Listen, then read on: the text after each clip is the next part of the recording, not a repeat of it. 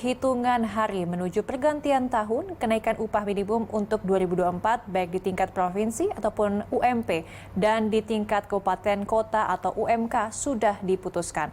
Namun penolakan ini masih terus muncul dari kalangan buruh.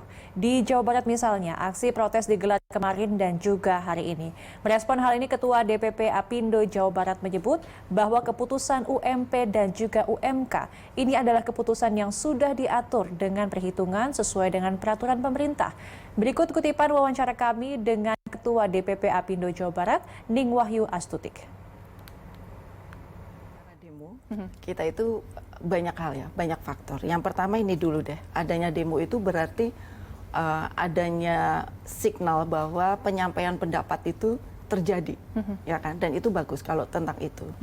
Dan hal-hal yang lain adalah bahwa demo itu menunjukkan bahwa berapapun kenaikan kenaikan upah selama ini ya, kan demo nggak hanya hari ini ya, Mbak Didis ya, kemarin-kemarin juga hampir setiap tahun itu terjadi.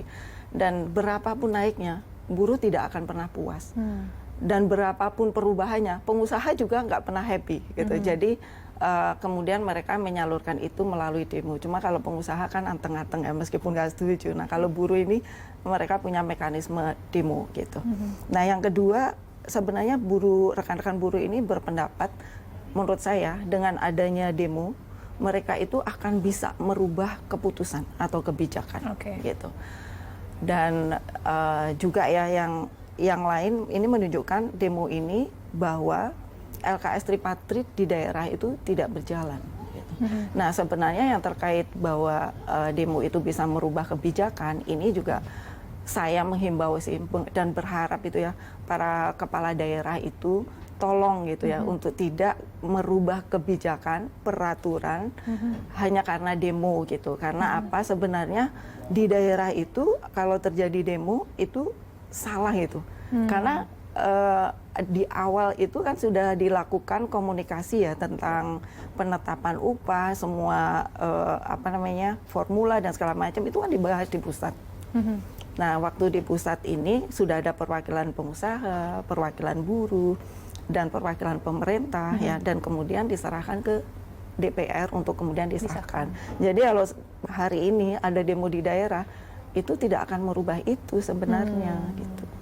Tapi memang apa saja Bu tuntutan-tuntutan yang memang diungkapkan atau diajukan oleh buruh ini? Ada 3 sih majority-nya ya. Yang pertama mereka menolak atau meminta adanya revisi terkait UMP dan UMK.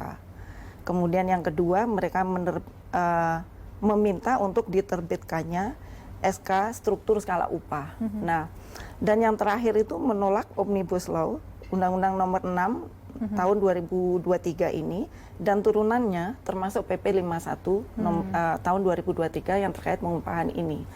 Nah, kalau kita bicara tentang menolak atau merevisi UMP, UMK yaitu tadi, menolak kemudian melakukan demo di Jawa Barat, itu tidak akan efektif gitu. Atau bahkan di kabupaten misalnya.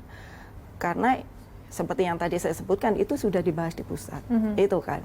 Dan kemudian kalau mereka meminta menerbitkan struktur skala upah, sebenarnya struktur skala upah ini bukan wewenang pemerintah untuk menentukan, dan hal itu diatur dalam Undang-Undang Nomor 6 tahun 2023 yang sebenarnya itu adalah kewenangan pengusaha ya, dan kemudian dibicarakan dengan buruh di perusahaan masing-masing gitu.